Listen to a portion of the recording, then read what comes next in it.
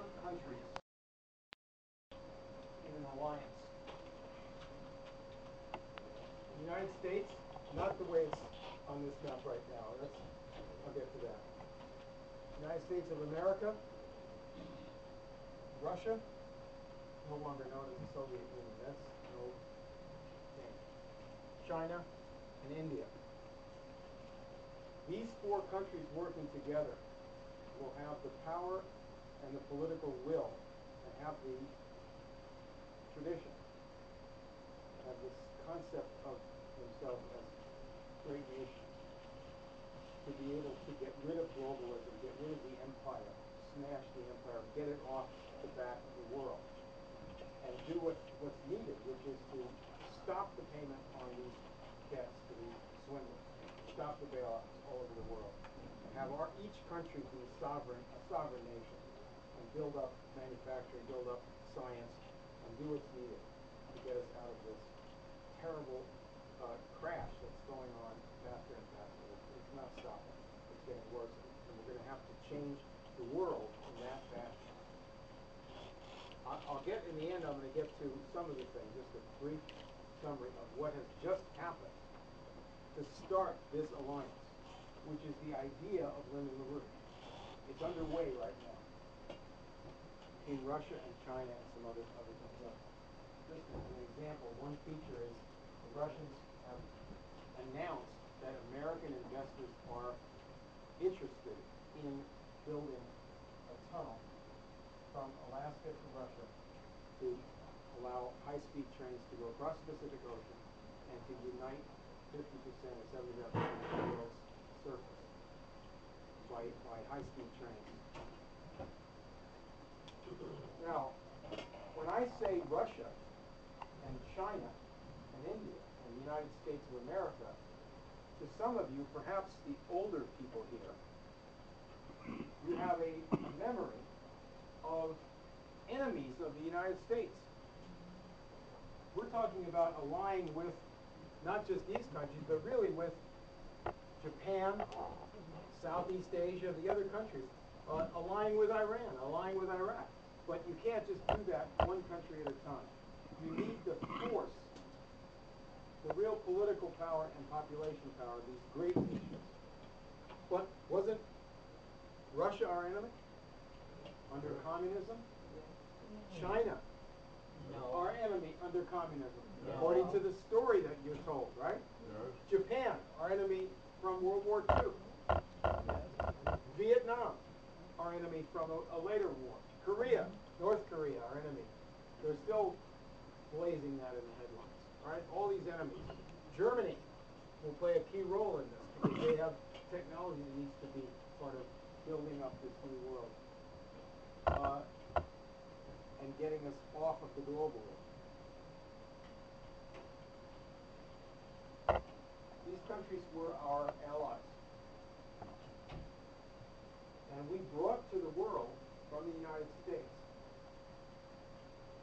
modern times and what it means to be a nation in modern civilization. We brought out to them the idea that a country should have science power and should have its own government taking care of its own people and using the minerals and the labor power and the creativity of their people in cooperation with a modern world to build up their own country, not just be robbed. That was our idea. You didn't hear about it. No, we didn't hear about it in school. I'm going to go back to how we got to here, in a positive sense and in a negative sense. Here we are at the precipice, because we could go forward into this kind of world that takes us to the space program again. It takes us to the most beautiful accomplishments that our children can be part of, can be excited about. Or takes us straight to hell, which is where we're headed right now, under this current regime. Continuation, Bush, Obama, boom. In 1846, this was the United States. just inside these markers. This was the United States. Let me take this British flag off of here. Please.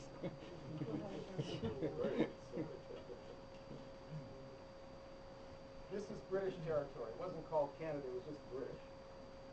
Some part of it was called Canada, but it was all British territory. This was controlled by Russia, called Alaska now. This was Mexico. We already had Texas in the United States at that time. But California, Nevada, Arizona, this area is part of Mexico.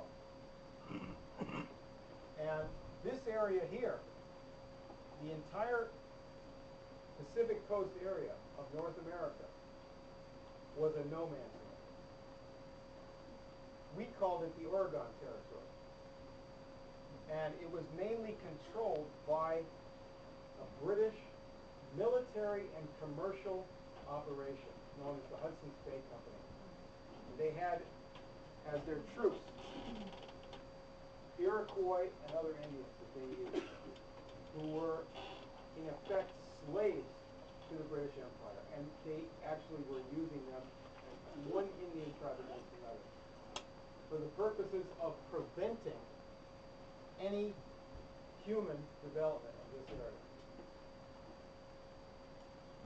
In 1846, this is, now we're going back 15 years before the beginning of the Civil War. The southern part of the United States had slavery. The northern part did not. Slavery left over from the British Empire. Cotton from the south was exported to England, most of it. Worked up into clothing and sold back to the United States. Worked up by virtual slaves in British factories. And there was a debate going on in the United States in 1846. Shall we go to war with Mexico so that we could spread slavery down there? The president, James Polk, was a slave owner from Tennessee who liked to whip his slaves. A very disgraceful man. He enjoyed it. Thought it benefited them to be whipped. He was the president. There was another proposal that said, let us send people out here to Oregon Territory and let us take that and populate that, and let's buy California in this area from Mexico. And we'll have the United States of America here and Mexico here, side by side. John Quincy Adams. How many people have heard of John Quincy Adams? Right? He was president of the United States, and then in the 1820s, and then after that, he became a congressman. He wanted to keep fighting after he lost re-election. He was the leader of the House of Representatives. He didn't have the title, I am the leader. He just was the leader because he was the moral leader. This is what he said.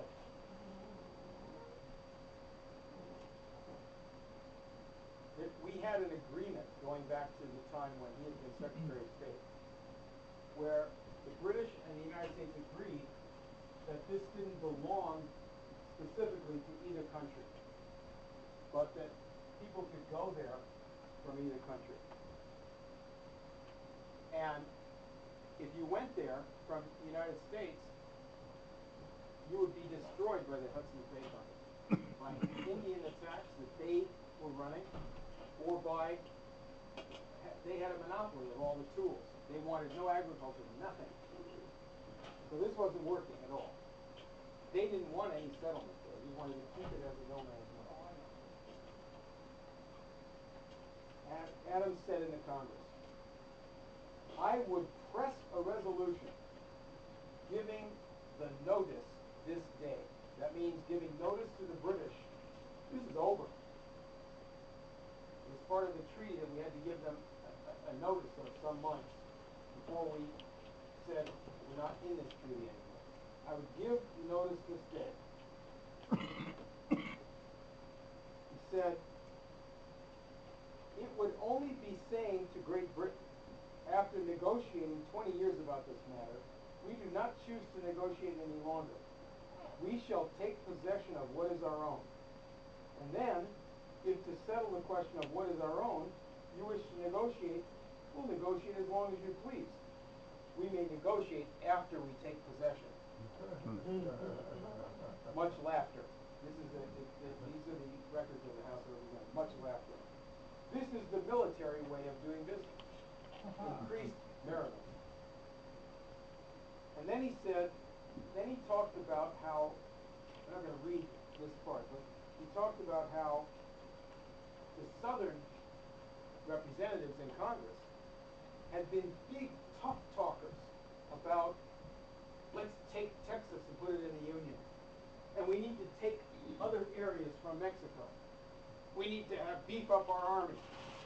We're going to take on Mexico. Mexico was a poor, backward country that had been under the Spanish and not been developed at all. They were weak. And so he said, oh, you talk tough. Well, now we're talking about something that we need and taking on the biggest military power in the world, Britain, with the warships. Serious business. We just had a war with them. It was a stalemate, the War of 1812. So he says,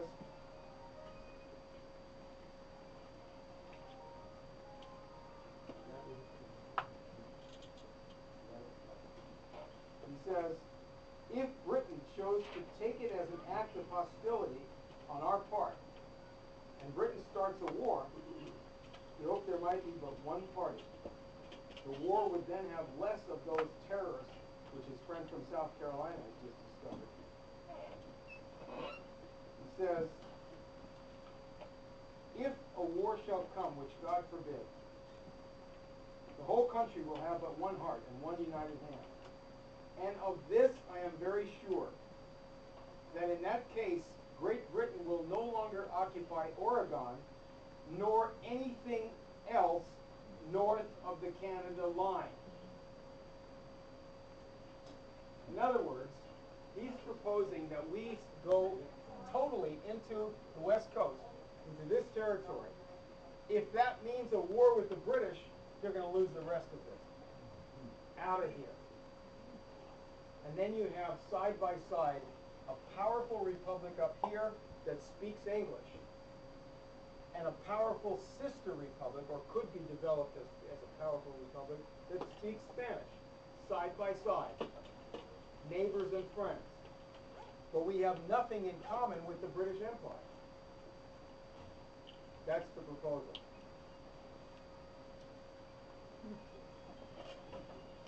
You all know what happened? What happened was our government under these traitors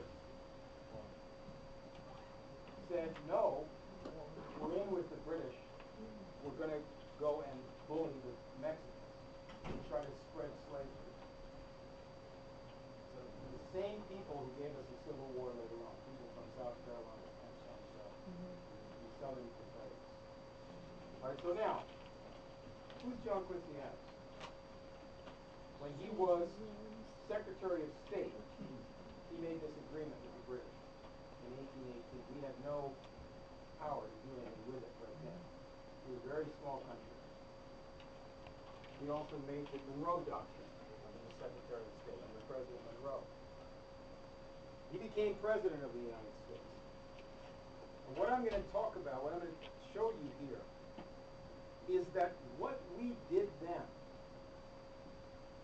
up to the present, when we did as our nation calls us to do, as our Constitution, as our heritage calls us to do, as our revolution calls us to do, is we shifted the whole human race out of an Atlantic control by the old European empires. And we said we want a world that's oriented Look at this map. What's in the middle of this map? Great Britain. Well, Africa's there physically, but there's a line. You know where the zero line of the world is? The longitude 0? It goes right down here. So anything west of here goes up in longitude. Anything east of here goes up eastwards. Why is that the zero line? Is that like the equator? Is it in the middle of anything? No. It goes through London. They made the map. They made the line. Right? We are the center of the universe. How come the map is like this? Okay, there's most of the land. But what we're proposing and what we did as a country when we landed here, people landed here from Europe, was to move west, to develop relations with the other former colonies, and then have peaceful and productive relations with the countries on the other side of the Pacific, so that the power of the world shifts to the Pacific. Out with the empires, all of them, no empire. And that's what we did. And what you read about in school is that this was an evil project. You're taught that the project to develop the United States and end the empires in the world was the epitome of evil, called manifest destiny. And everything that the United States did wrong under control of traders or British agents or slave owners or whoever it was, dope pushers in Boston, whoever did something wrong, according to what you've been taught, that is the United States. Murdering Indians, enslaving blacks. Whatever was wrong, that's the United States. The Declaration of Independence is meaningless. Anything else we did accomplished, like building factories at high wages, meaningless. That's wrong too. It pollutes the air. All of these arguments, people have been fed increasingly, especially since the 1960s, so that you have no map in your mind to orient to the new world that we have to create, that LaRouche is proposing and that we're putting into motion. What's the background of this? That has been the project of the United States from the beginning. You haven't heard about it.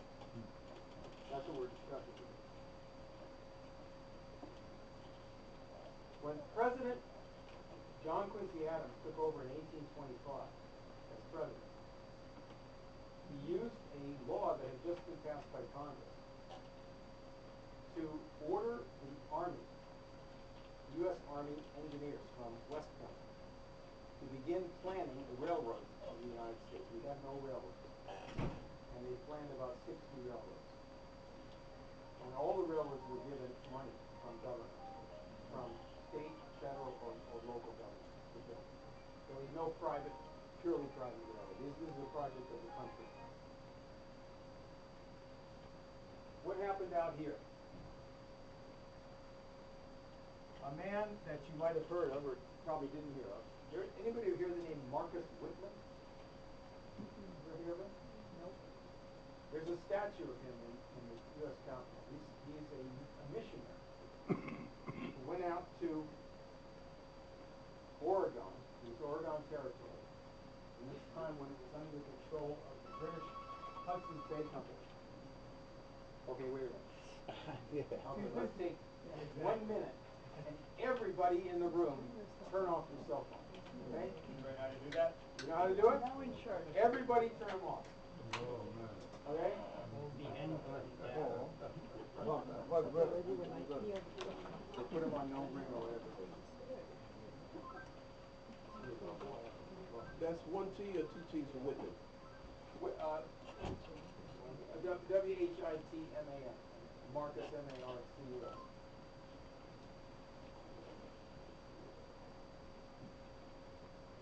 Here's what happened. Here's how he got out there. Because he's the one who changed the situation, really. He started the whole thing.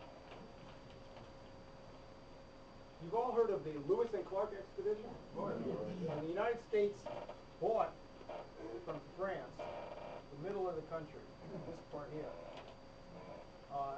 And it was very undefined out here. President Jefferson, who put up the U.S. money for that, sent these two explorers, Lewis and Clark, out from Missouri all the way out to the Columbia River and to the Pacific coast to see what's out there, to try to develop relations with the Indians, see what's happening, and so forth. Later on, that was in the early 1800s. After that, we had a war with England. In 1832, a group of Nez Perce Indians came to St. Louis, and they met Mr. Clark of the Lewis and Clark Expedition. He was an old man at that time.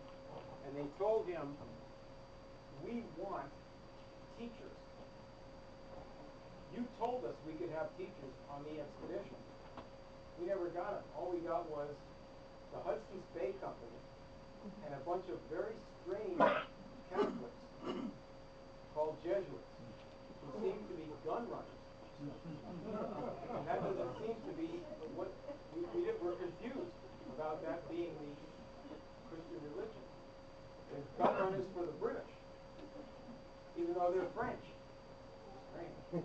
So we want teachers to teach us agriculture, because what the British are doing there is killing off fur-bearing animals, giving everybody whiskey and guns, and we have a perpetual state of war, and we're about to starve. We don't know agriculture. We've heard that people who are not white people in the past built cities.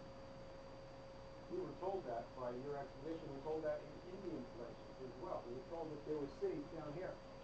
That our people, our own people, built cities, had astronomy.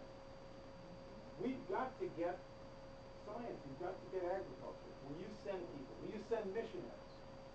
Because the missionaries were the ones who did this kind of teaching. And so the notice of this Nez Perce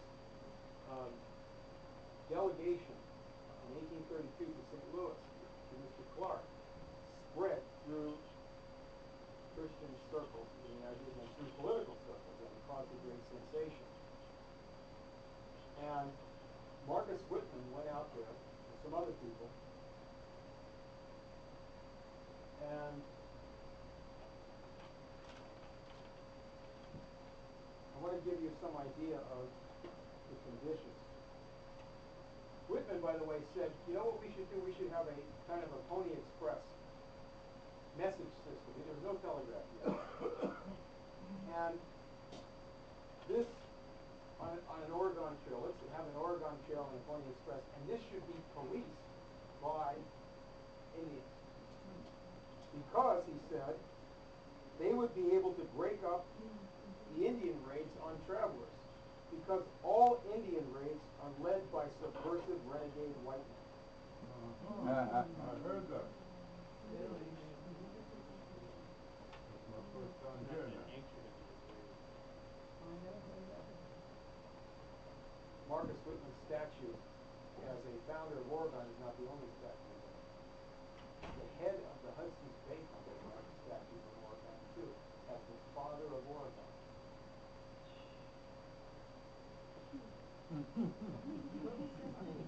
McLaughlin, Dr. McLaughlin.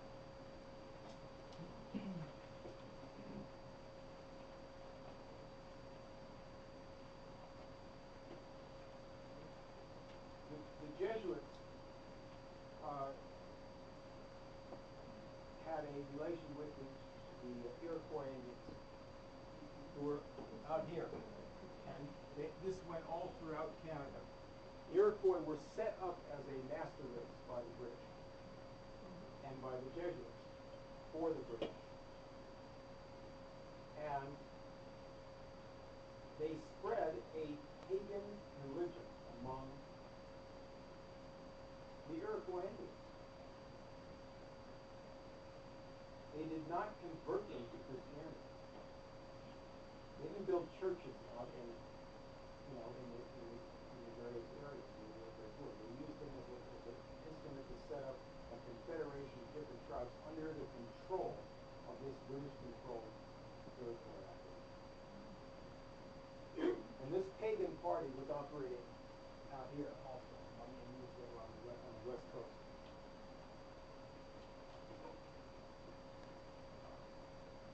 time this was going on, there were Cherokee Indians here on the East Coast, in Georgia primarily. And they had already an arrangement with the U.S. government to have teachers there. It was set up by George Washington. And we had teachers there from the beginning of the country. More and more it was operating by the time of, when Adams was president in the 1820s. These were missionaries, but their primary goal wasn't just teaching the gospel. Can you teach the gospel to somebody who can't read? Not really. They're not operational. What does it mean? They're just reciting something. Right? It's not something that they know themselves. So you have to teach agriculture. You have to teach astronomy. You have to give some sense of reality and practical mastery of English, or else you just use it. There's a big fight about this inside the Christian church. Which should we do? Just spread the gospel, or have civilization, have the power? Is everybody entitled to that power or not? No. No. The other side didn't say they're not entitled to it. They said, let's kill them. Or enslave them. Or enslave them. So the Georgia people, the Georgia leaders said, we got to hit these Cherokees out and get them on their enemies, right?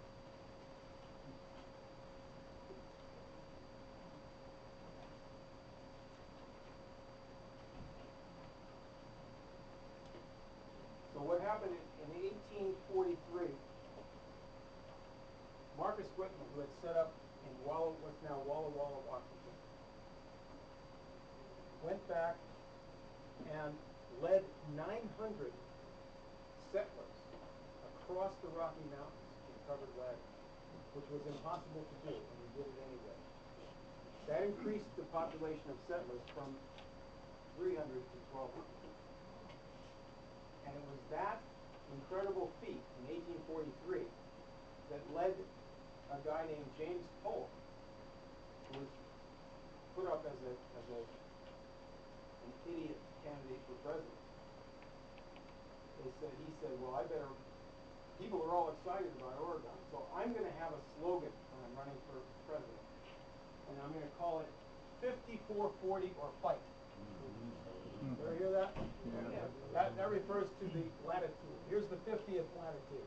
Where's 54? Here's 60. It's right here where Alaska starts. In other words, you're saying we're going to take the whole West Coast for the United States. No British. That was his campaign slogan. He got elected. Or got elected like Bush got elected. Didn't get elected, but was given the election, right? Against Henry Clay in 1844. So you have this debate going on in the Congress.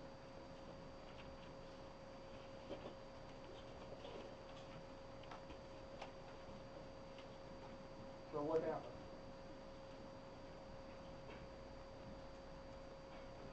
The British responded to John Quincy Adams' speech in the Congress. What do you think they said? They weren't happy. I have here documents from the London Times and other British papers. And they go through his speech. They quote from his speech. They misquote him to a certain extent, but that's typical. But then they answered it in an editorial in the London Times. That's what we have to do about it.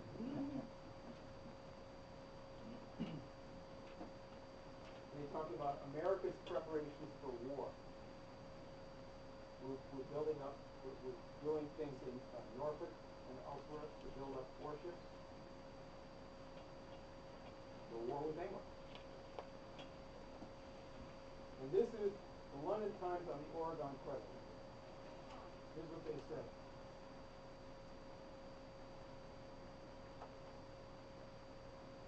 They quote John Quincy Adams. Exhortations to war and exulting predictions that in the event of a war, England would lose not only Oregon, but all that she now possesses north of those latitudes. such words from such a man will thrill in the ears of thousands. Because they knew that this is a man who was a patriot leader who knew who they were, and that he was part of a group of people in this country that continues up to the present day with Baruch. This is people who knew that they were fighting face to face with the enemy of humanity. Now, we readily admit that in the democratic assembly of a republican state, and temptations to exaggerated or menacing language are very great at all times. And in times of international differences, almost irresistible. You'll find legislators telling the people it is their destiny to commit a great injustice, that they don't fear the odds of a tussle with Great Britain. But are you prepared for war? Now they're talking to the United States and the U.S. government. Are you prepared for war? Have you calculated its costs, its consequences, its calamities? Even supposing that in the conflict which you provoke, a success greater than you expect comes to you, that you plant your victorious flag on the two banks of the Columbia. Columbia River goes between what is now Oregon and Washington, right there. They didn't plan on us having anything, right? Supposing you do have that, what's going to happen? Or that you advance your flag to the shores of the Hudson Straits, Hudson's Bay, right here. What will you have gained? And we talk about how you'll become an empire, you'll topple. But if you fail, if New York is given to plunder, and Washington again beholds the English flag floating over her capital,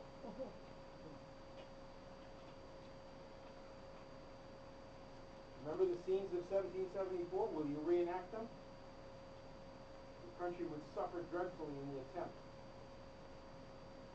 We should lay our ships of war against the cities of your pride. You might destroy our merchant vessels, but we should devastate your provinces, despoil your towns. We might lay Washington in ashes. But could you invade England with effect? And what about a slave uprising that would kill all the white people? Slaves are going to get you.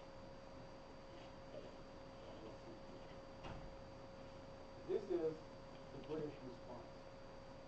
Now, what do they propose instead? This is the response to canceling the treaty. This is the response to John Quincy Adams proposing to kick the British out of North America.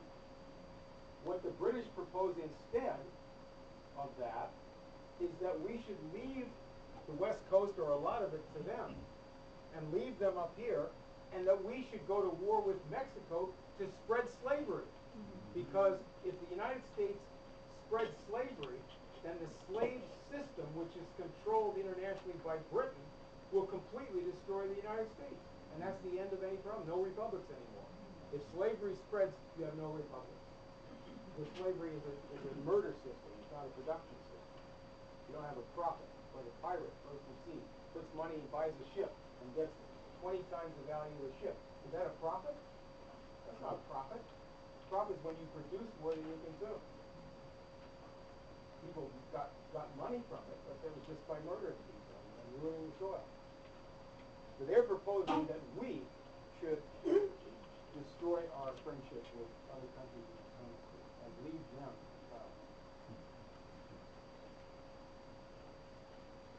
And that's what happened.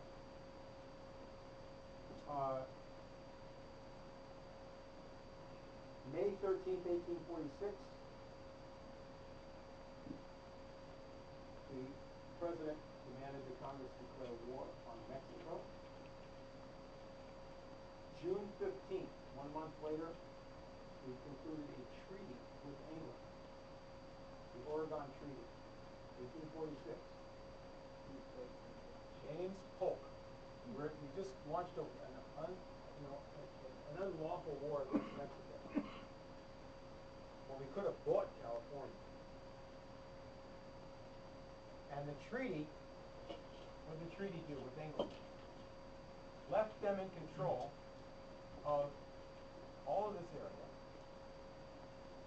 Look at the Canadian coins today. Who's on the Canadian? Who's on the pictures on the coin? Queen of England. We have to bow to the Queen still today. I'm gonna leave this up. But I want you to see this so you get a sense of what went wrong here. What's this called?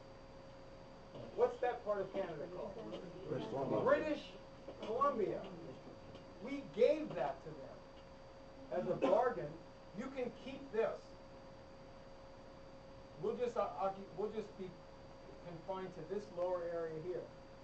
You can have a whole coast-to-coast colonial operation here, keeping us confined here, and you will bless us to destroy our relationship with our neighbor by going to war with them for the same purpose.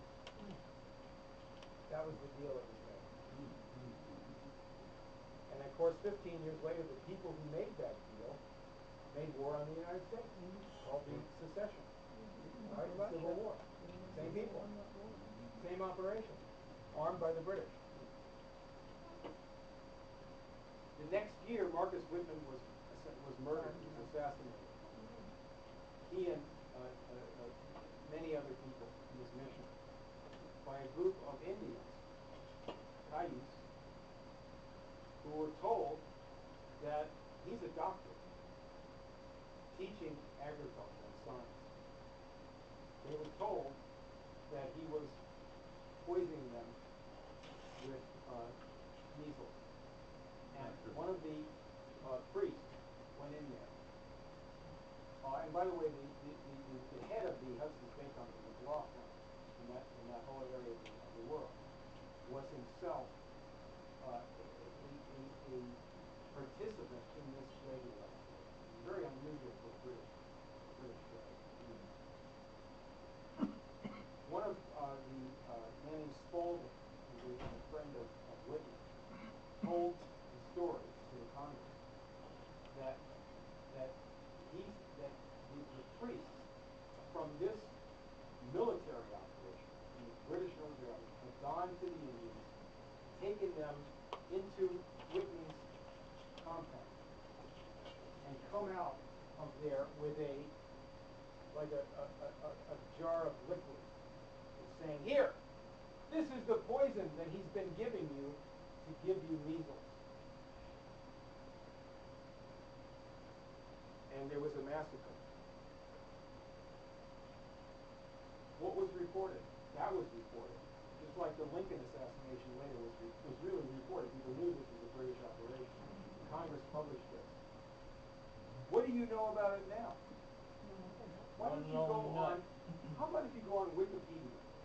That sound like a good plan to learn something? Oh, what do they say? They quote a gentleman who says that this was a myth, and that the Marcus Whitman question is considered settled. That this was a myth, and they quote some guy around the time of Teddy Roosevelt, some student from the university here, who says that Marcus Whitman didn't say, didn't say that area. There was no result of it. It was what he did actually that brought all those people out there. So let's leave that for the time. What happened was we had a war with Mexico.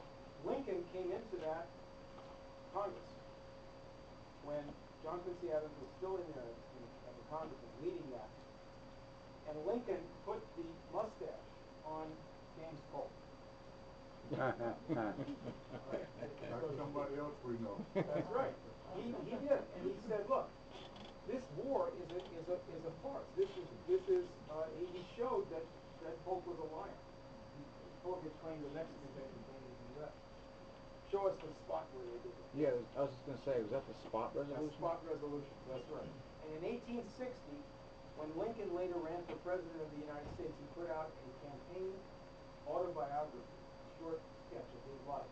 And he said in that autobiography, the reason for the Mexican War was to cover up giving away the West Coast to the British.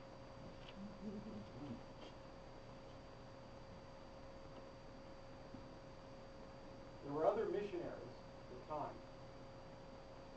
The missionaries to the Cherokees were arrested by Georgia. Andrew Jackson refused to get them out of jail as the Supreme Court said that he should. And these Cherokees were murdered by being thrown out into the wilderness, 1,000 miles.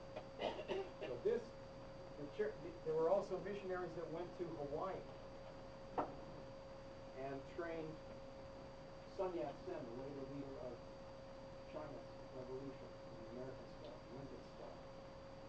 Why is that important? Question. Look at this. What? What's the difference between missionaries and espionage agents of the Republic?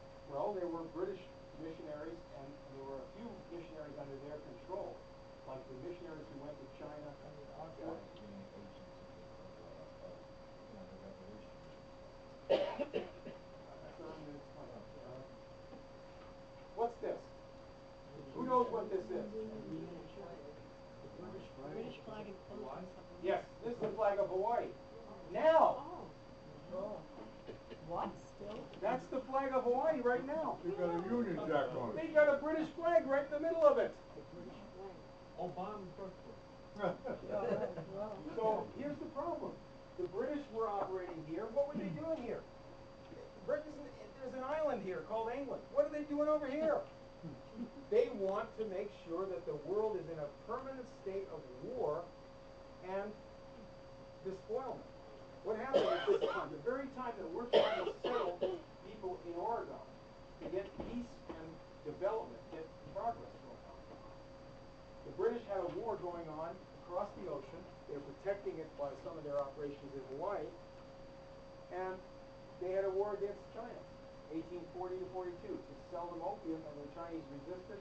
They bombed their cities, raped their women, and forced them to give up Hong Kong and to accept the opium addiction of their people. That same time, 1846, while John Quincy Adams is talking, one of the men that he got going as an army engineer to build trains in America, George Washington Whistler, was over in Russia building the first railroad of Russia, the American army engineer, from Moscow to St. Petersburg. We started their railroad right then. Another guy in Thailand, named Dan Bradley, I wrote about him. It's called Siam. He was a great man. He worked with the king, kicked the British out of there. The king was a genius, not anything wrong. So, what else were the British doing?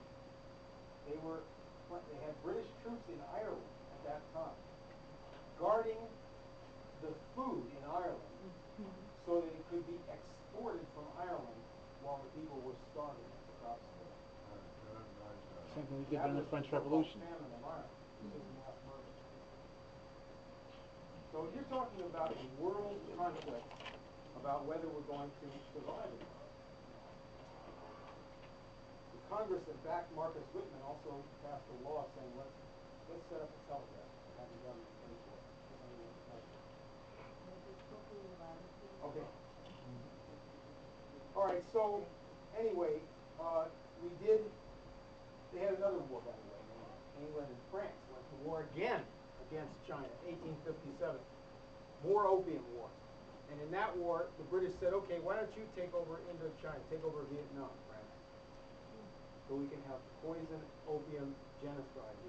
That's who we're fighting against. That's who took the side of the slave owners in our Civil War, England and France. We won that war, that Civil War.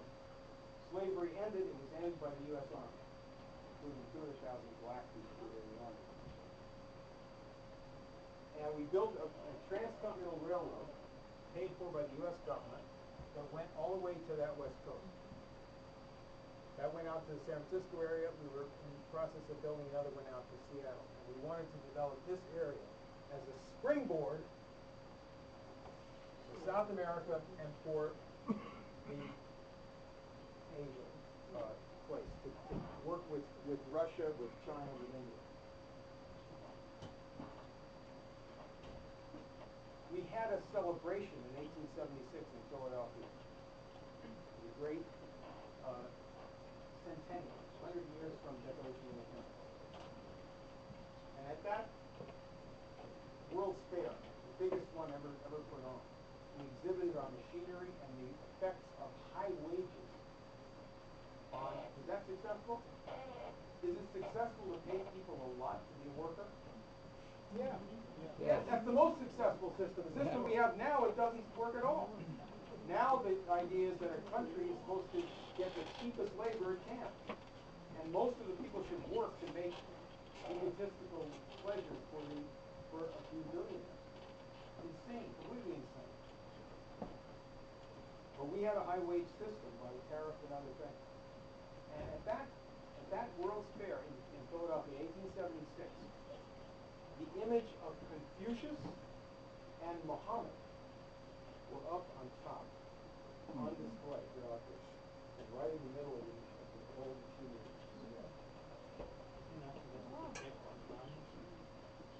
This is our display. You know, it was a I don't know that it would be an image of the prophet, but rather some depiction, like could be a star, could be whatever. You know what I mean? In other words, it was something respectful that showed our intentions. And we had, at that time, a very rapid outreach to the rest of the world. Since we won the Civil War, we now had the power in our government. Without slave owners in the Congress, and we could do what we wanted, we had the power to build up industry real fast. One of the people that displayed there was Edison. There was an experiment right after that was carried out at the University of Pennsylvania, where Thomas Edison put on a display of his work for Henry Carey, the economist, and a professor from the Franklin Institute. And that professor then worked with Edison over the next few months to develop electricity for the whole world. That was the plan. And he started the electricity in the world. Started the development of power stations, electric light was invented, so on. But only people that had electric light, but there wasn't any electricity. So this is the kind of thing we were doing. And we were reaching out to these other countries. In that period right after our Civil War, in 1870, Japan had people loyal to this Philadelphia economist, Lincoln's economist, nationalist economist. Japanese students overthrew the old system instead of a modern government. As I said, Sun Yat-sen was in China. They didn't succeed for a while. There was a leader named Renata, R-E-N-A-D-E, in India, a judge who was the founder of Indian nationalism under the British Empire. And he was a follower of the American nationalist Blaine. So we were spreading this. We worked with the Russians. We had a plan. We built Russian warships in the Philadelphia harbor, and we had submarines operating. They were under experiment. They were tested in the New York harbor in 1880. This was done by the Irish Underground Organization based in Philadelphia. And the plan was to have a military combination of Russia, the United States, and an Irish uprising that would completely smash the British. At that point, the American president was murdered, Garfield, and the Tsar, Alexander II, our allies, both of them together. So this is a back and forth struggle. We're trying to spread science, power, industry, high wages. The British are trying to do what? Do what? It gets even worse. A few days ago, there was an op-ed in the New York Times by a guy named James Bradley.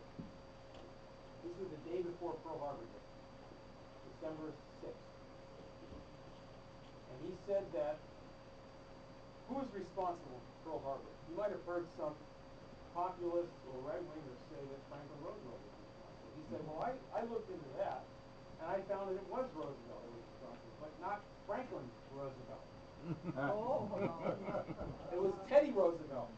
Well, how could that be? Teddy Roosevelt was president back at the beginning of the 20th century, and Pearl Harbor was in 1941. Well, he said Teddy Roosevelt worked with the Japanese to get them to be a race empire, to invade China, to go to war with Russia. And in 1902, the British made a treaty, a military alliance with Japan. Yeah. Maybe a little ahead on maybe completely wrong. Okay. But I've heard say over the years before we went to war with Japan, I heard say that we sold them guns. Did we really sell them guns? We think of it this way. In the 19th century, 1870s, 1880s, we were the ones that assisted Japan to modernize their country, to become a powerful country, to get armed, to get industry, to get science, to get all the capabilities that they needed to defend themselves against who? The British that were raging all around Asia, spreading opium and conflict. We wanted to have allies who were modern countries. We did the same thing in Russia. Was the Tsar a good system? No. Are there any real good governments that you know of in the world? Not really. There aren't that many good governments. We had a constitution that's totally unique.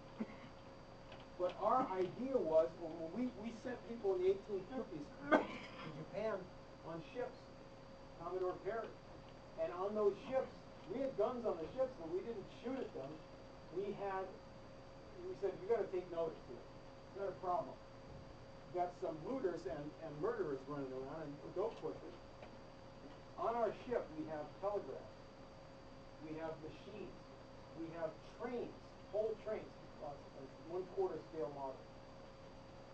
Take these things, telescopes. Join us in the modern world. We'll help you get going as a power. We want you to be powerful. Unheard of today, right? Oh, yeah. Oh, Iran, my God, they're trying to do whatever, right? Yeah. We are in the Middle East. We were the ones who brought the nuclear science to our man under Ivan. Now we have to blow them up, right? To the British. Okay, so this guy, here's the point. This Bradley, he's the son of one of the guys that raised the flag on Iwo Jima, on Suribachi. And you had that movie by Clint Eastwood, Flags of Our Fathers. He wrote the book Flags of Our Fathers. This guy named Bradley. Well, he wrote this op-ed in the New York Times. He has a book that I read. It's called The Imperial Cruise. It tells about how in 1905, Teddy Roosevelt, the president, sent a ship across the Pacific with his Secretary of War, Taft, and his daughter, the Princess Alice, a pretty girl. And they went across and they visited Japan, Korea, some parts of China, the Philippines. We had a war that Teddy Roosevelt himself had instigated. He took over the Philippines, took away from Spain.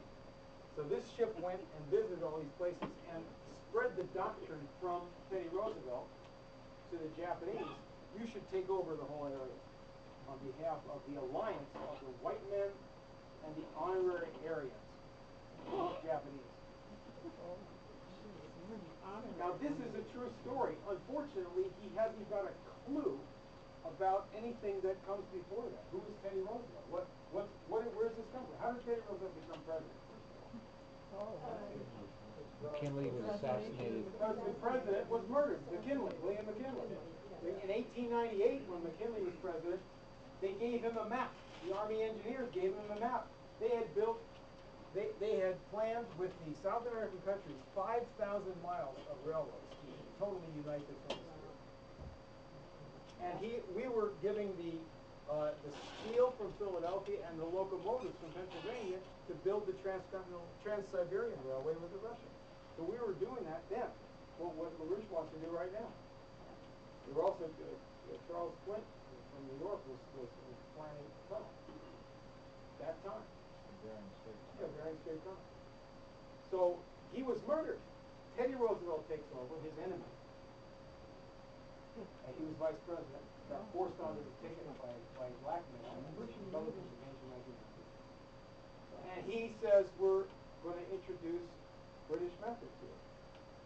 Who is he? Well, here's an interesting part of this. I have a chapter in Treason about this. But let's get down to just one little point in this book by Bradley. Teddy Roosevelt had a professor at Harvard. His name was Satan. No, his name was. I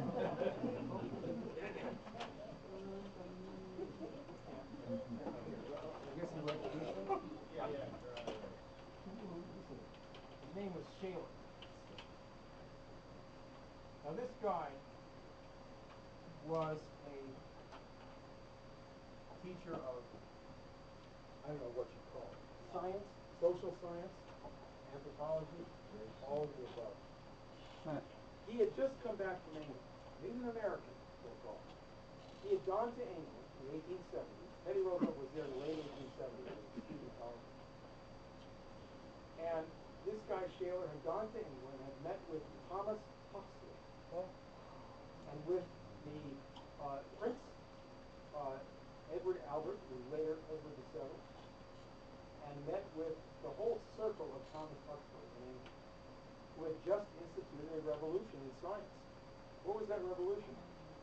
Darwinism. Darwinism. What does that mean? What does that mean? Selection. When you, and this is, this whole insight has been developed in a recent paper written by, hopefully it will be in EIR soon, written by Paul Blumel, brilliant guy out in collaborator of ours, in our group, out on the West Coast.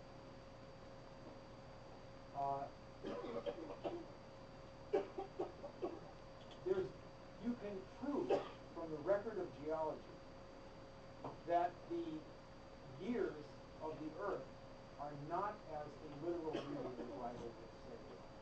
Anybody who says that the world is 5,000 years old or 6,000 years old is just full of it. Science that was making profound leaps in the period from Kepler on, right into the 19th century. You have people like Pasteur, you have people like Taylor and Gauss. You have some Americans, a man named Silliman and others. We're looking at how that change in the world over the millennia, over the ages, over the millions and millions of years. How is that change guided? How does that work? What are the laws of nature in nature that the Creator has put there as a dynamic? And it's not within some germplasm of each individual being. It's a very complex dynamic because you have the whole world developing first living things, and then animals, and then human beings with intelligence who then act on nature. This is a fantastic multi-layered development of the world. That's evolution. That's real evolution. What did Darwin say that Huxley, this guy Thomas Huxley, picked up and said, okay, this is the new doctrine of the British Empire and of the world? What drives the entire universe is that God, or the Creator, because he didn't believe in God, whatever set up this universe, did not make enough to keep the human race alive without war and oppression and imperialism. And that the way animals develop is just like the British Empire. You kill the weak, and then you survive. The strong survive by oppressing and eating the weak. This is who? This is Darwin and Huxley. And Huxley is the one who developed this into a whole imperial strategy. Was Aldous his brother? Aldous is his grandson. Aldous and Julian Huxley. The whole gang of these people, they developed the idea of eugenics from this. And out of this, a cousin of Darwin is a man named Galton. who invented eugenics. It means good birth. You're good if your parents were wealthy and powerful. You're bad if you're poor.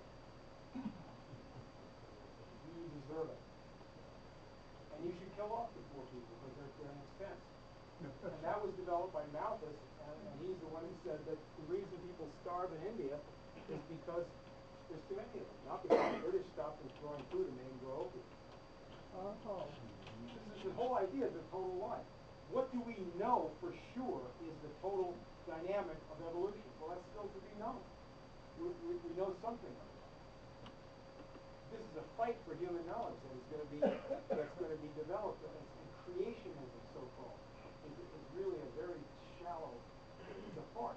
The British had an argument going on between fundamentalists who said the Bible tells us everything. Oh, which Bible? The Aramaic, Greek, English. Jesus spoke English, right? The Bible tells us everything in a literal record. You could believe that. Forget about the principles that God made man in his image. We're not going to talk about it. Just a literal formalism or imperialism and death. Those are your two choices. Ridiculous! That's not a debate. That's what you're given right now. That's what you're given right now. You have to be either a fundamentalist lunatic or you have to be an imperialist murderer. Why? That's not what created modern science. No imperialist lunatic ever invented anything useful. They never did any good to anybody. What did the British do in India? Nothing. They murdered people. Oh yeah, the greatest holocaust. So, that's Teddy Roosevelt. Teddy Roosevelt embodied that entirely. I want to read you a quote from Teddy Roosevelt so you really get this. 2 years after he left the White House, Theodore Roosevelt attacked the feeble-minded American founding fathers. The word feeble-minded. And their Declaration of Independence. He wrote a book review of a book by the British race propagandist Houston Stuart Chamberlain. This book was called The Foundations of the 19th Century. And Teddy Roosevelt wrote, much that Chamberlain says regarding the prevalent loose and sloppy talk about the general progress of humanity, the equality and identity of races, and the like, is not only perfectly true, he says, but is emphatically worth considering by a generation accustomed as its forefathers for the preceding generations were accustomed to accept as true and useful, thoroughly pernicious doctrines taught by well-meaning and feeble-minded sentimentalists. In other words, he's saying, all men are created equal, that's feeble-minded. So he is attacking directly the existence of the United States. This was Adolf Hitler's favorite book, The Foundations of the 20th Century, written by a Brit. His image is on 9/11. All right, so Teddy Roosevelt, how was he popular? He closed the West. He made war on Latin American countries. He got the Japanese into, he worked with the British to get the Japanese as an empire on the attack, rolling around. Well, why don't they attack Pearl Harbor? Right? Up through the time, the beginning of Franklin Roosevelt's presidency, we had only 2 war plans. One against England, one against Japan. War plan 11 or 9.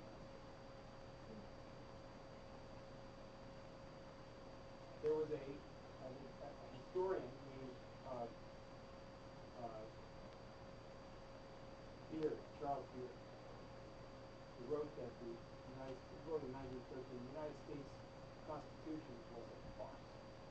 It was just made by rich men to benefit the rich. No difference between the United States and Britain. And he went to Japan repeatedly and took the side of Japanese warfare against China.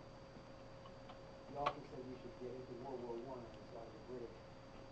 And then when World War II came, or was coming, he attacked Franklin Roosevelt and said, the Japanese intimidated us, let them do what they need to do. And he attacked Franklin Roosevelt. This guy, Beard, idolized Teddy Roosevelt.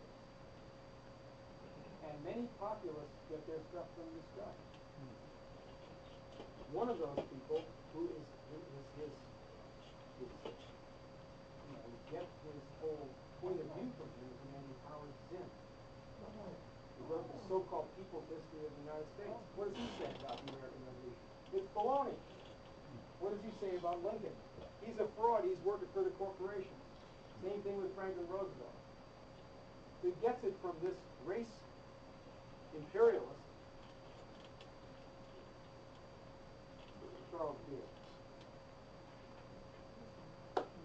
We're almost here where we are. How many people have heard of Teapot Dome? This was when the president was Warren Harding in 1923. There was a scandal called the Teapot Dome scandal. The dome is a geologic formation out west, where underneath that there is a reserve of petroleum. Now, we still have a petroleum reserve in the United States, in case of emergency. And there was a group of men around the president at that time who were patriots and they were associated with the Navy. And they wanted to use this petroleum reserve to build up the U.S. power to defend Hawaii and go against British operations in the Pacific Ocean. The President of the United States, Harding, associated with these men, died mysteriously, and all the men involved with this point of view were indicted and scandalized. Many of them went to jail and were destroyed. When he was coming in as president in 1920, after Woodrow Wilson died, this guy Harding was just about to come in as president. A month before the election, this group of men had sent an engineer from California out to Russia.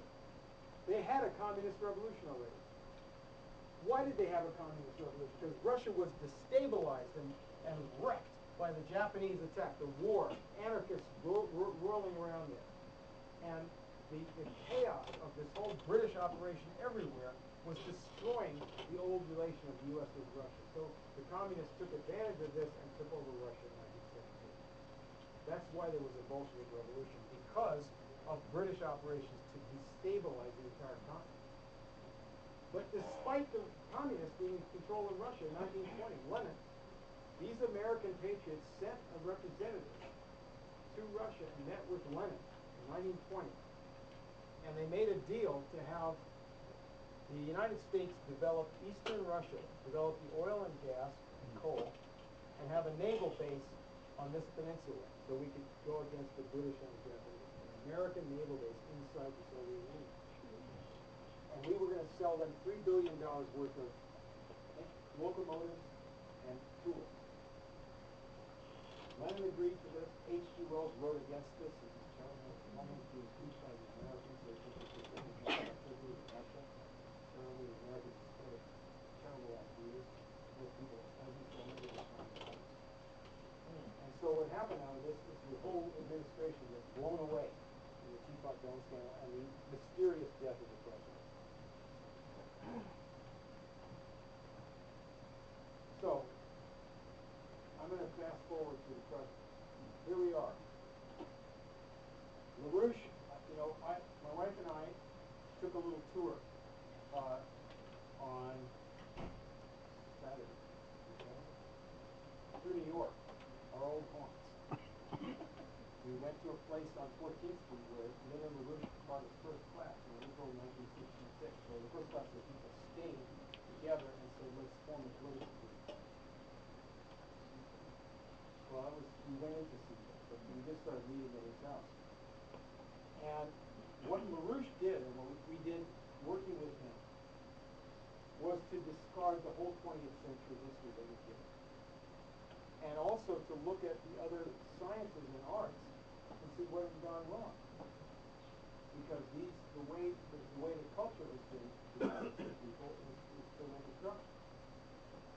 Science, the last two great inventions were nuclear science and rockets. Both of them now suppressed. Everything else was 19th century, basically, before. So what went wrong? So we said, look, let's develop the history. Let's develop the history of man. Let's go back to Plato. Let's go back to ancient. Let's try to open up complete new vistas in history, because what we've done up to now hasn't succeeded in eliminating the empire. Because you got to get rid of the empire. You can't just slap them. Because it's not like we're on here and they're there and we'll be competing. One is not equal to the other. We're not compatible with them. Their objective is insane lowering of the capability of mankind to exist. But we will stop existing. We have given to the Russians, to the Chinese, to India. Now, Russia has done that. We've done that in this movement. A picture of where we got this science, where we got the ideas that built the modern world, and a proposal for getting out of this insanity that is based on what the United States did to actually create the modern world. That's what we're proposing to do right now. Just want to make one more point, and that is, we had these meetings. We set up an organization, the labor committees, around the Rouge Pact, different names. The Rouge movement. Benjamin Franklin, in the American experience, there were a couple of similar, not the same, but similar. Benjamin Franklin had a group around him called the Junta, AUNTA, that became the American Philosophical. With people close to him, he was the teacher, and they were working. They were all productive and creative people. Then there were two groups in the middle of the 19th century, similar. One of them was people around Henry Carey, the economist. They were called the Henry Carey Vestals. They would meet at his house, and they were planning to take the world away from the oligarchs and to develop science and medicine and everything. And then there was another grouping at the same time as Carey around a scientist in Philadelphia named Beisch, Alexander Dallas Beisch. He had an organization with the German mathematician Karl Gauss and Humboldt, the old man by that time, Alexander Humboldt, and Weber and others.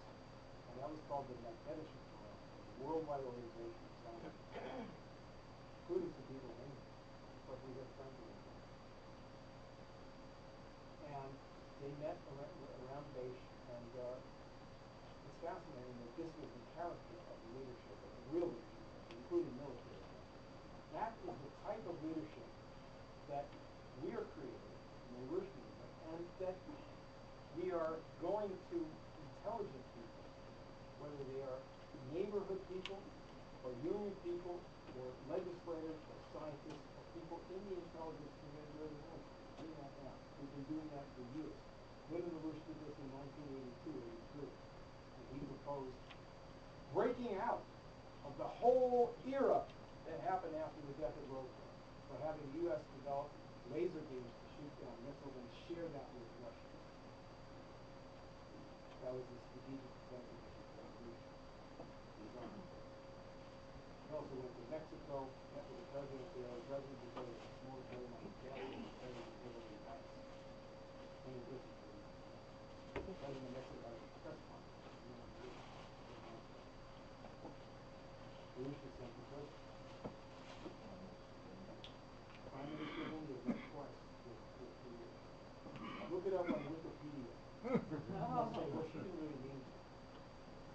Well, interesting. So, we are now trying to bring back into existence the forward motion in the next few weeks towards this world of the future. There is right now in progress the beginning of a tunnel being built from the bottom of Spain to Morocco. We just announced a tunnel from Eritrea to Yemen. Railroads up the coast of the Persian Gulf here. Of course, there's a lot of other things going on there too, like Tower of Babel and gun running, dope money, everything else. And they just announced a tunnel from Sumatra to Bali to Java. And the Russian railway minister Yakunin announced in an article in a British paper just a couple of weeks ago, that American investors want to help Russia develop this tunnel to go across from Alaska to Russia. We got Alaska from Russia. They gave it to us. $7 million. So let us ring the world with high-speed trains and build the power plants and build the cities and go on to Mars. We're doing the same thing up here. That's our destiny. That was what we call manifest destiny. And this is where it came from.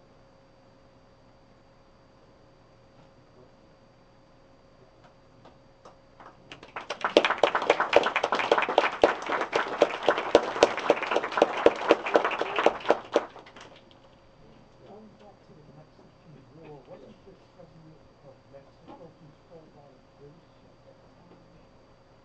The British were the largest trading partner in Mexico. That means the British had effective control in Mexico most of the time. Mexicans got nominal independence in 1811 and 1812. The people who led that were murdered, executed by the Inquisition. And in 1825, the U.S. President John Quincy Adams and Secretary of State Henry Clay sent Joel Poinsett from South Carolina, who's a brilliant man, pro-science, pro-development, to Mexico as our first ambassador to Mexico. And he worked with the nationalists in Mexico to strengthen them and get them going, the protectionists, the economic nationalists, against the royalists. And the British were doing in Mexico the same thing they did in Ireland with the Catholic Church, which the Habsburgs never really done with the Catholic Church. They just put their own people into the church and to have them be part of imperial control. So the British Party in Mexico, they were actually called the Scotch Party because they were Scottish Rite Freemasons. They got up a story that the American ambassador was a meddler because he was a Freemason. Now wait a minute. The Scottish Rite Freemasons got up a story that the American ambassador was a York Mason and was trying to take over Mexico on behalf of the United States. If you try to take over a country, first of all, would you try to strengthen the nationalists in the country who would put in tariffs and build up the power of the country? No. So the British Party, in the name of the Scottish Rite Freemasons and the Catholic Church in Mexico, controlled by pro-British European oligarchs, got this man essentially kicked out of Mexico, the American ambassador. And they spread the story all throughout Mexican history that the United States is their enemy. Well, whose story is that? Under what circumstances did the United States commit aggression against Mexico? Under the circumstance when the enemies of the United States were in control of the United States. It's as simple as that. There is no other explanation for this. That's what's happened there. And when Lincoln was president, he made an alliance with the president of Mexico, Juarez, because our country was under attack by slavery, armed by the British with their warships. The British and French armies had invaded Mexico in 1861, at the same time as our Civil War. And the British Army was operating in Canada. And John Wilkes Booth went up there and met with their leaders in 1864. Got their money, came back and killed Lincoln. So they were pinning us, and the Mexicans were being pinned too. Lincoln made an alliance with them. Later, Franklin Roosevelt made a direct alliance with them. We had an alliance with them too. We tried to action on Mexico. The Russians helped us in the Civil War. We were allied to every country when we were the United States. If we act like Britain, we are not the United States. What's the point? According to the populace, have you heard this? King George still owns the United States. You ever hear that? Same story as we never went to the moon. Right? Same story. King George owns the United States. Oh, that's a secret story. Well, who says so? Well, King George says so. Is that populism? That's the kind of idiocy that is spread directly by the British in our history.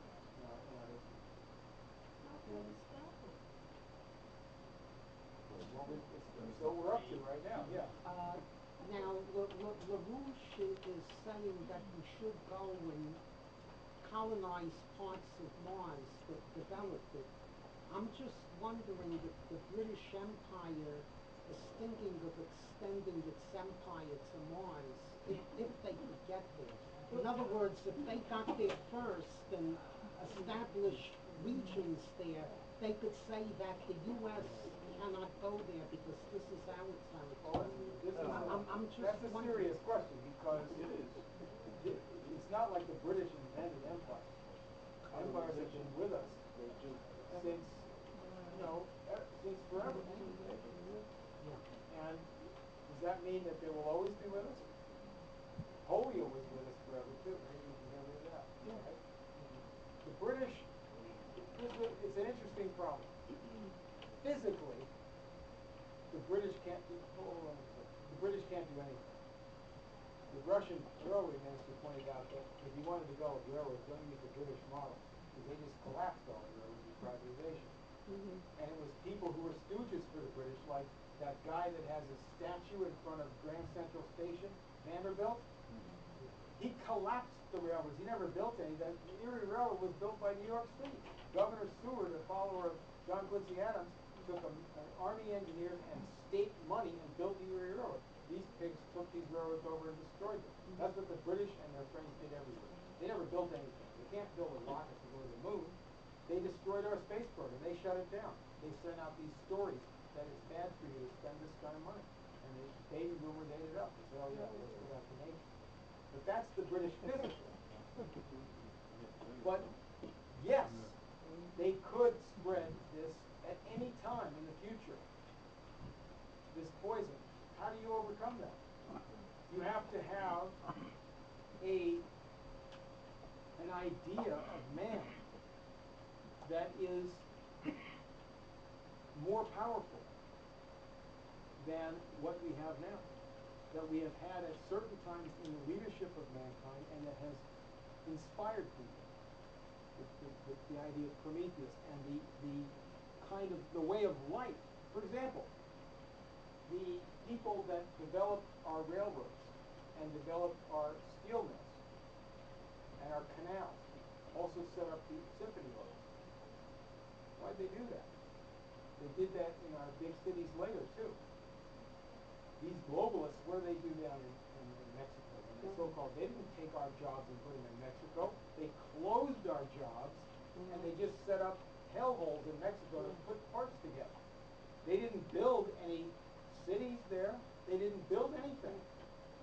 So if you want to have a generation that is capable of defending itself and carrying out this kind of mission to go to Mars, to do a rocket that can get up to the speed of light and what is it, about in about, I don't know, a few weeks, you get up to the speed of light, the accelerated velocity. 186,000 Why miles. not? You get close to it. You don't want to go that fast going on Mars, because you can go there in about a week and a half if you keep accelerating at only a 1G equivalent. But these kinds of programs, to have them succeed, you have to bring the people that are now out of work, uneducated, mostly destroyed in our country, like black kids in Detroit, and people, American Indians, other people that are in ruins. You have to have not only jobs, but you have to have training programs. That has to be massive. I want to ask some of the schematics of going to Mars issue. Yep. Okay, well, the Earth has a magnetic field that keeps its atmosphere from being blown off by the solar wind from the sun. If we hypothetically did make an atmosphere on Mars by melting the glaciers or whatever, melting the ice to allow there to be water and even populating the planet, we still have no way of preventing that atmosphere from being blown off by solar wind unless we made an artificial magnetic field on Mars. And that's my the question that keeps irking me is that we will never be able to colonize Mars unless we give it a magnetic field or make its core molten metal that can create a magnetic field. Don't other planets have atmospheres? They do, but Many planets have atmospheres, right? Mars that doesn't have it. Well, Mars doesn't right now. It has a bunch the of solar wind would blow it off if there was an atmosphere like the Earth. But most of the planets have atmospheres. Venus has an atmosphere. Yeah. It's comparable to Mars. But Mars is being blasted by solar wind. Well, might have been. There may have been life at one time. There's certainly water there. Yeah. We have to There's weird make schematic the effort. problems. One thing that you have to consider. I can't answer that question. I'm not I didn't think competent to so. answer that It's question an interesting. about the magnetic, about both the relationship of the You can magnetic. skip even the philosophic idea of just going But to Mars. but consider the magnitude of what we have to do. First of all, we have a problem that present conditions on the Earth are not necessarily always going to be here. That sometime they're going to change, bursting through the Earth, way in the distant future.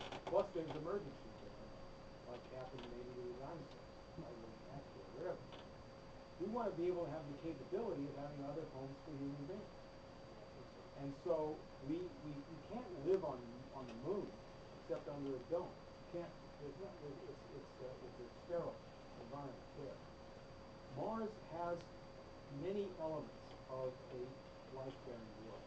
It's everything you need. It's like Some of the immense problems that we have to solve. I mean, the first one that we've been discussing recently is that it takes, if you go, to get out of the Earth's gravity, you have to go 7 miles a second. That's escape velocity.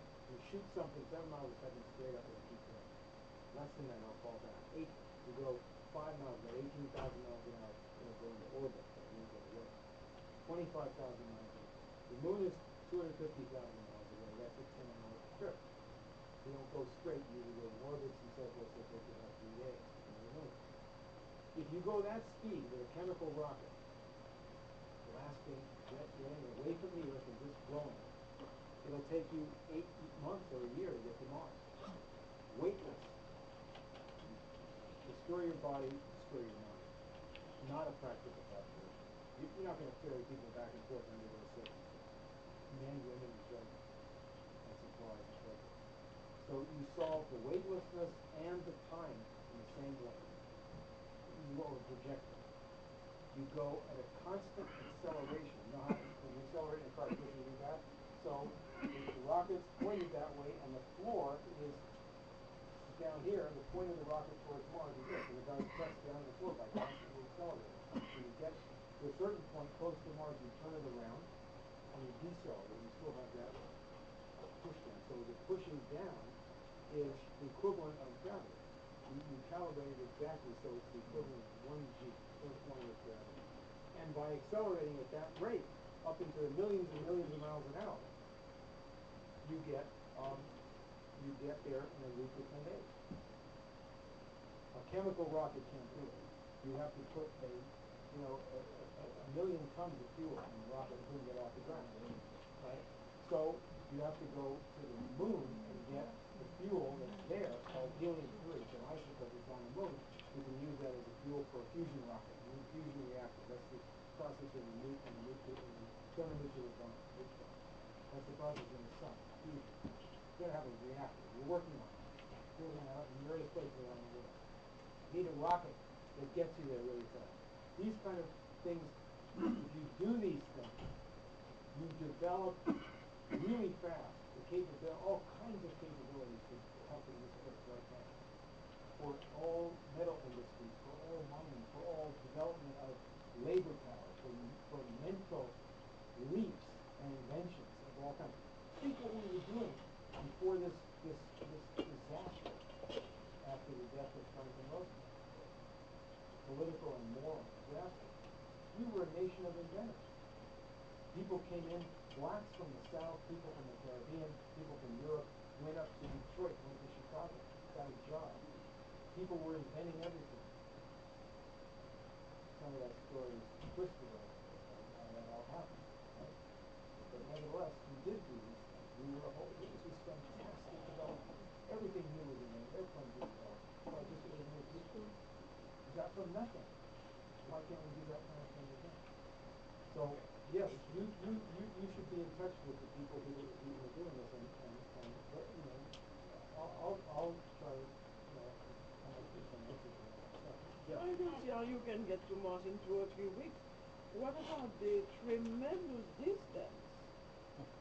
It's 250 million miles, let's say, something like that. It's different distances depending on how the Earth and Mars are aligned going around, right, in orbit. At certain points in the orbit, then it's going to be a shorter distance, but it's still 10,000 times as far as the moon is. We went to the moon. When you're in outer space, you can accelerate. There's nothing stopping you from accelerating. Just step on the gas and you go faster and faster. Do the arithmetic. In a short time, you build up. The first day, you're going 25,000 miles an hour. We're already doing that.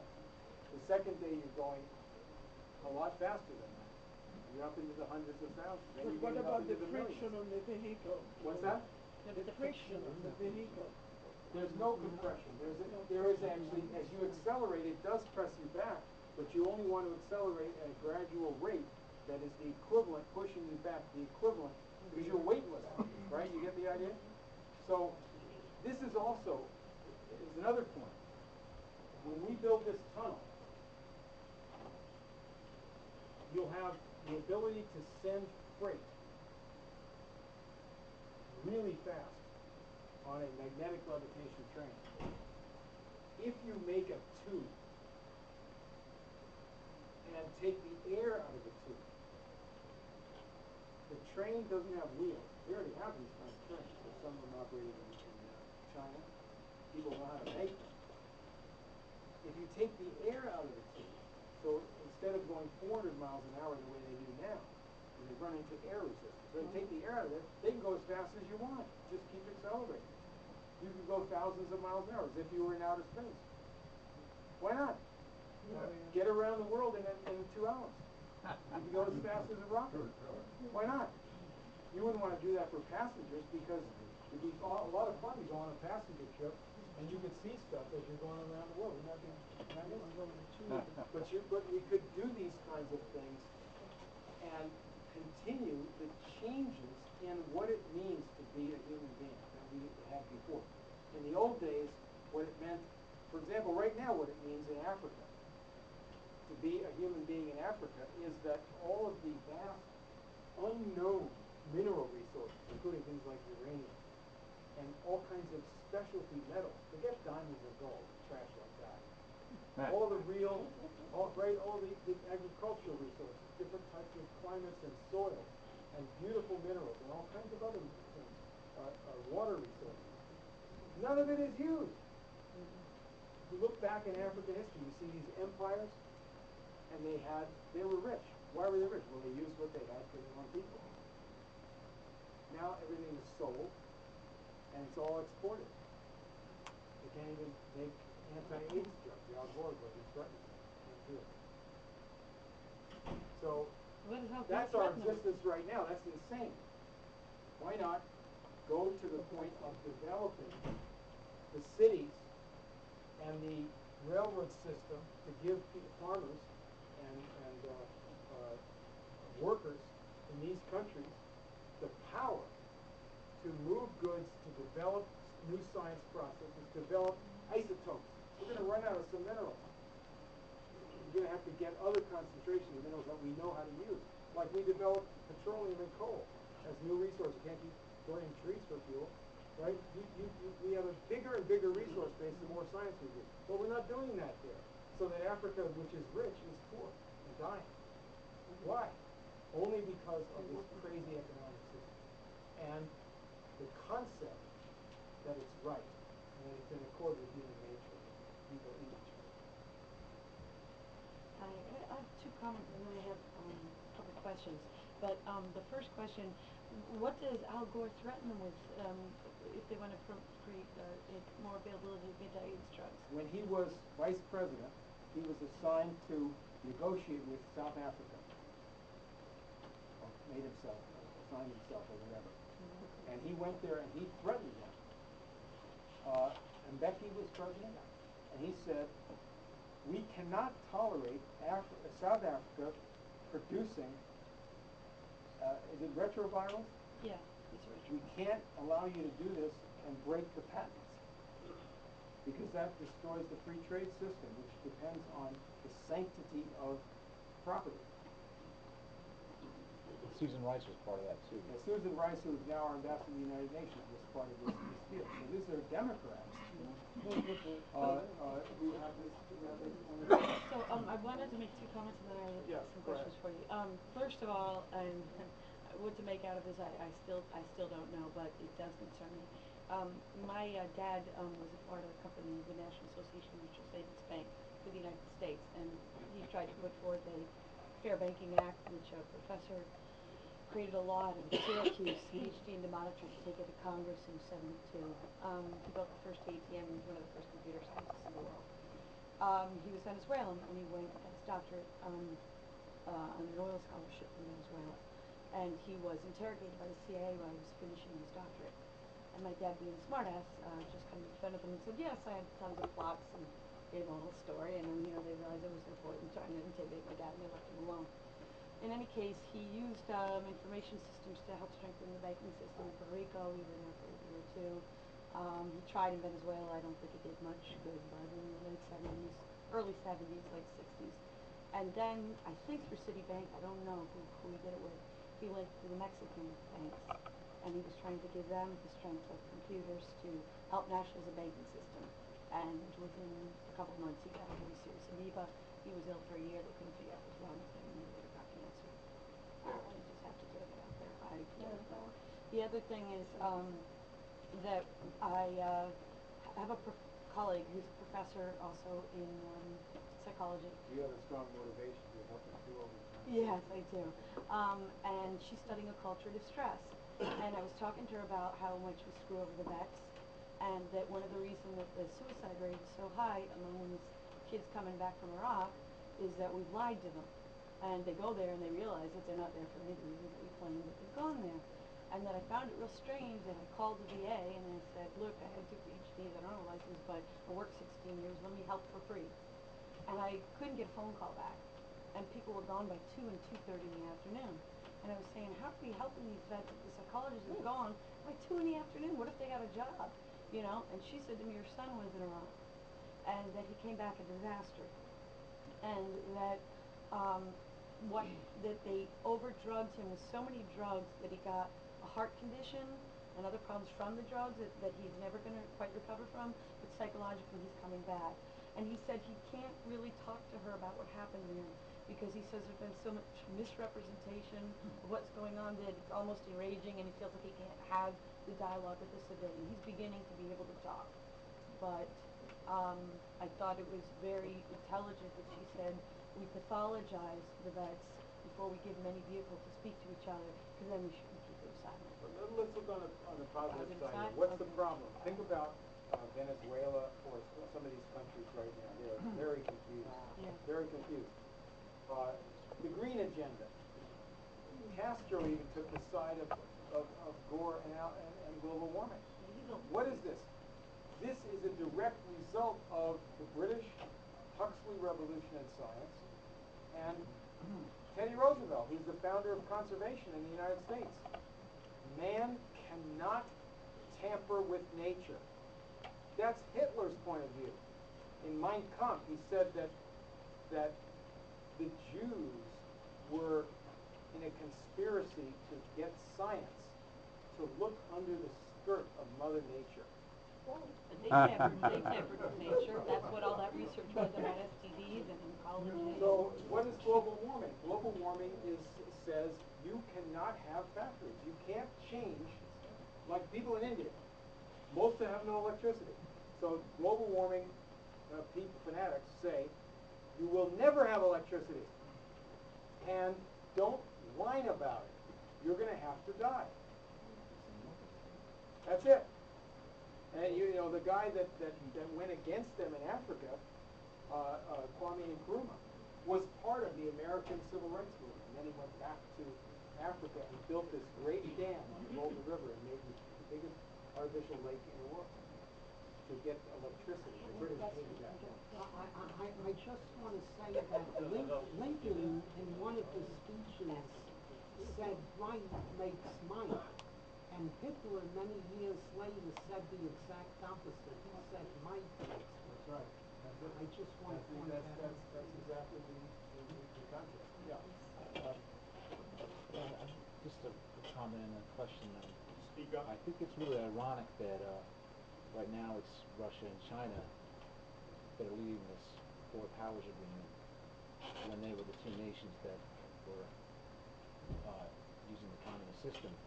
And I was hoping that maybe you could explain the main differences between the American system and communism, because I know that Carrie had an ongoing relationship through the editorials in different newspaper magazines in the 1860s, 1850s.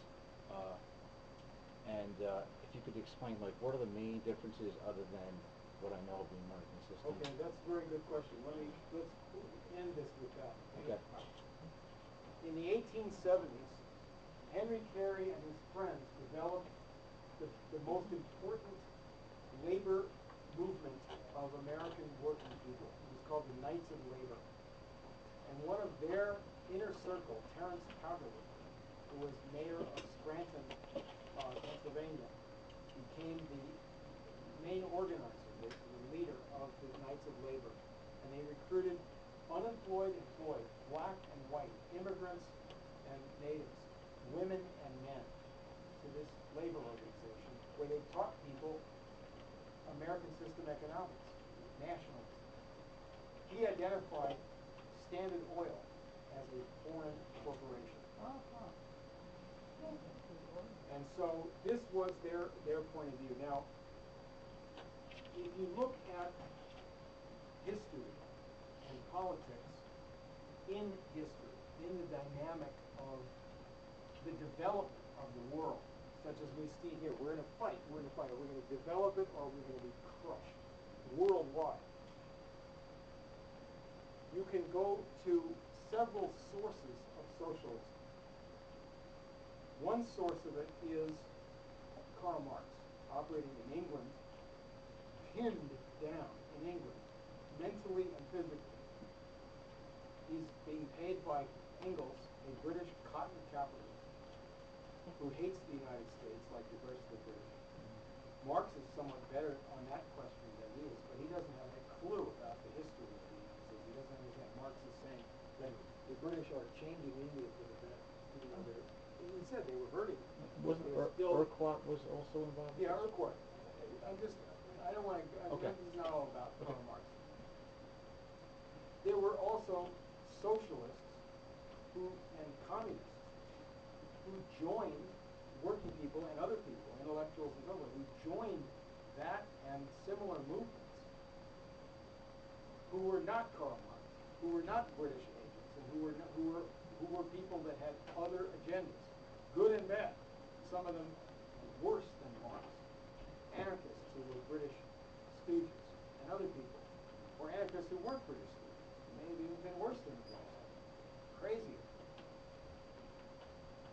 They were all throughout Europe. There were working people that joined socialist groups and socialist unions, and they had different kinds of agendas.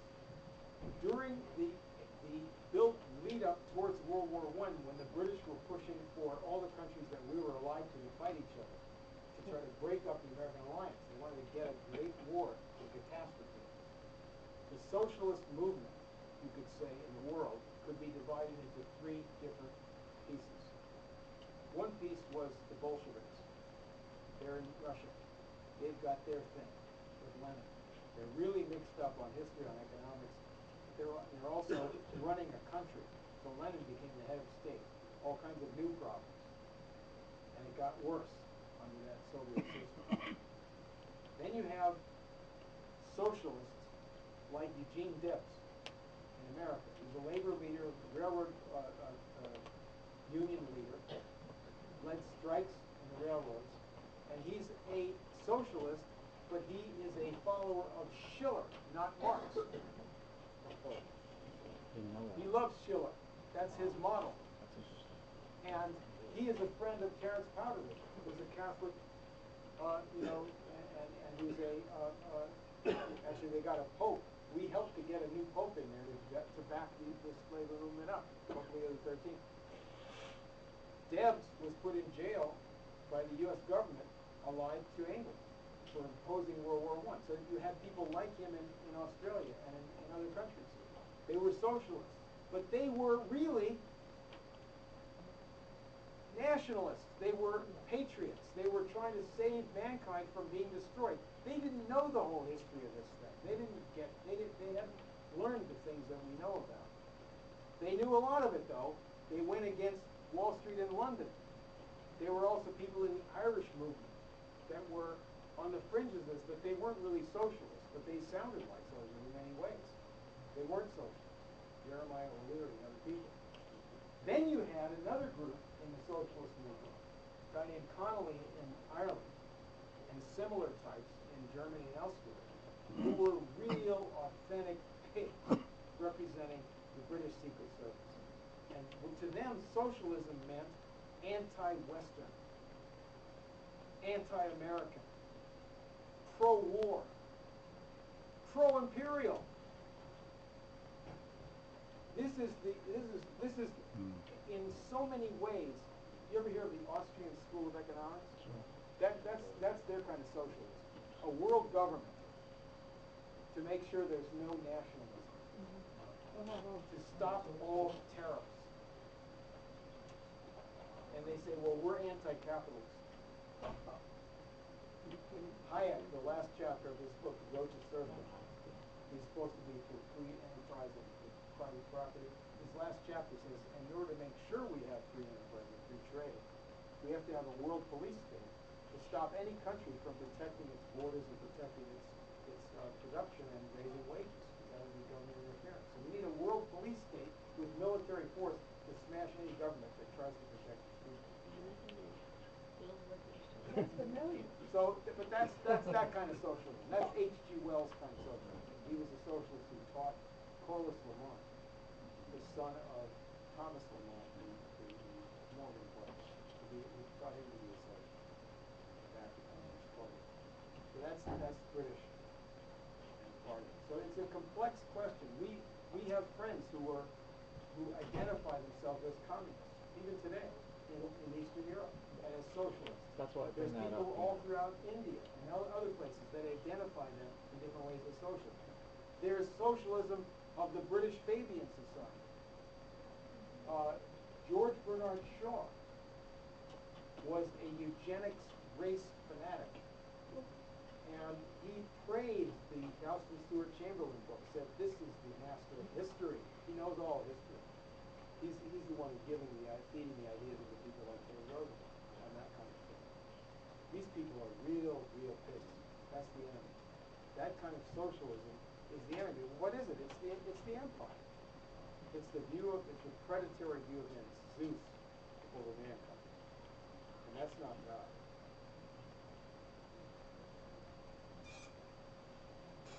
Okay, so let's take a break for a moment.